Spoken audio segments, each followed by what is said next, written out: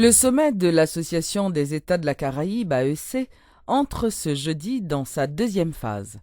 Les chanceliers des 25 pays membres devront entériner ou modifier les documents élaborés durant les 2 premières journées par les experts des ministères des Affaires étrangères. Lors de cette 3e journée, le ministre haïtien des Affaires étrangères, Pierre-Richard Casimir, le président du Conseil des ministres, le chancelier mexicain José Antonio Curibrena et le secrétaire général de l'AEC, Alfonso Munera, ont respectivement plaidé en faveur du renforcement de la croissance économique régionale et la protection environnementale. Ils ont également souhaité l'élaboration d'un micro-programme de prévention face aux désastres naturels. Notre action doit peser sur le travail du Conseil des représentants nationaux du Fonds spécial chargé, entre autres, du suivi des efforts de mobilisation de ressources et de développement de projets structurants et à impact direct en termes de développement durable et d'amélioration du bien-être de nos peuples. Il me paraît impératif de raviver le Conseil et de revitaliser ce fonds spécial. Cette initiative nous permettra de définir les programmes et projets d'intérêt stratégique pour la région et pour chacun de nos États pris collectivement et contribuera à accroître la coopération dans des domaines divers et à mieux faire connaître à nos populations l'importance et le sens de leur appartenance à un espace géographique particulier exposé aux aléas climatiques et unis par des valeurs communes et un destin commun.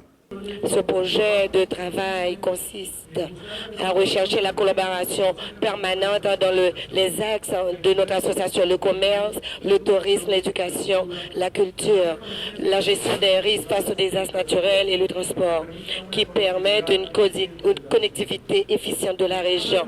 Le programme de travail du Mexique, sous la présidence du Conseil des ministres, qu'aujourd'hui nous représentons dans les États membres, recherche que tous les pays soient préparés pour faire face aux aléas environnementaux en matière météorologique dans la Grande Caraïbe, promouvoir le tourisme comme facteur de développement de nos communautés. En matière juridique, en plus, mettre en vigueur les traités en attente de ratification et encourager la connaissance de nos cultures. Nous avons pu nous mettre d'accord sur un plan d'action pour les prochaines années.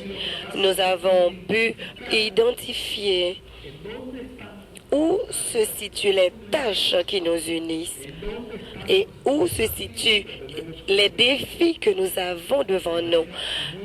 Et très brièvement, je veux mettre l'accent sur le fait que le premier de ces grands défis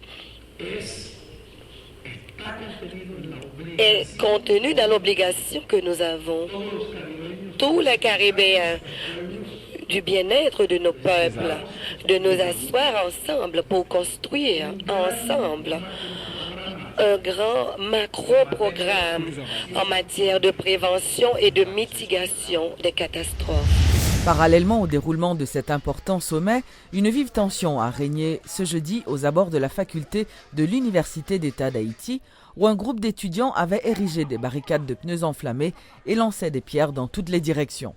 La police a dû intervenir pour ramener la paix au niveau de cette zone.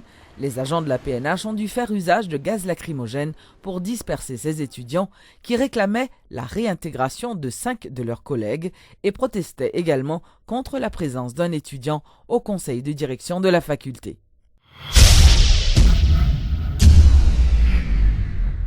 L'ancien président Jean-Bertrand Aristide a reçu en sa résidence à Tabar une correspondance de convocation du juge instructeur enquêtant sur l'assassinat de Jean-Léopold Dominique.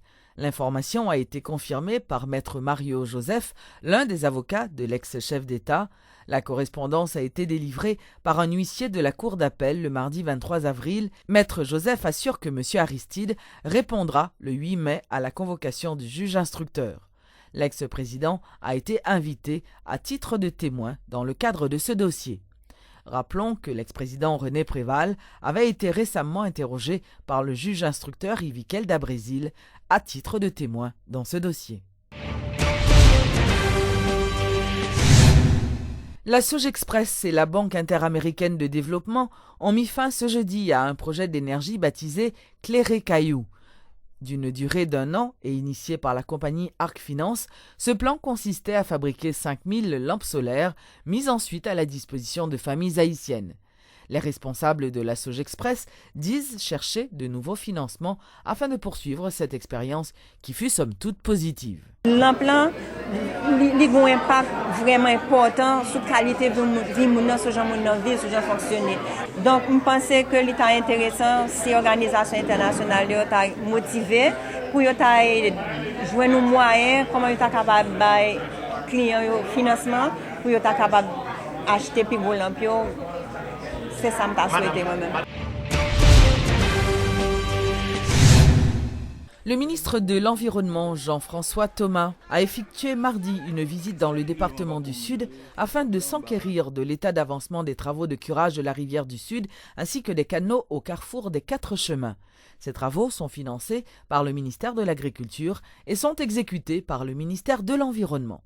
Le problème est évident, où est que Ravine là, où il y a la même genre de curage que nous avons fait au niveau du canal là, nous pouvons activer XCNE parce que la situation est vraiment grave. XCNE pour lui capable de procéder à curage et la contingent déblayer et les Ravine là pour un meilleur flot. Mais en même temps, nous avons des importants travaux de gabionnage que nous pouvons commencer. C'est ça qui fait que nous avec ingénieurs responsables là, d'importants travaux de gabion que nous pouvons faire et puis de réfection de berge. Et en même temps, il y a deux côtés qui étaient des travaux en gabion qui étaient finis démantelés que nous avons repris pour nous mettre toute la population en sécurité.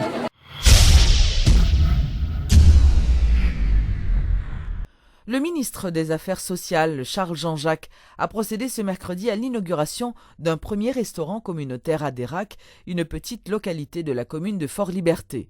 Ce restaurant offrira 500 repas par jour et n'utilisera que des produits locaux afin d'encourager la production nationale. M. Jean-Jacques a annoncé l'ouverture prochaine de 4 restaurants similaires dans d'autres régions du pays. Population, il y a un problème.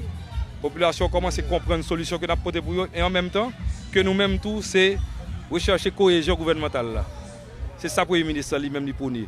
Pour pas un ministère à part, pour tout ministère mettre ensemble et porter des solutions intégrées, côté que toutes composantes paraissent même là.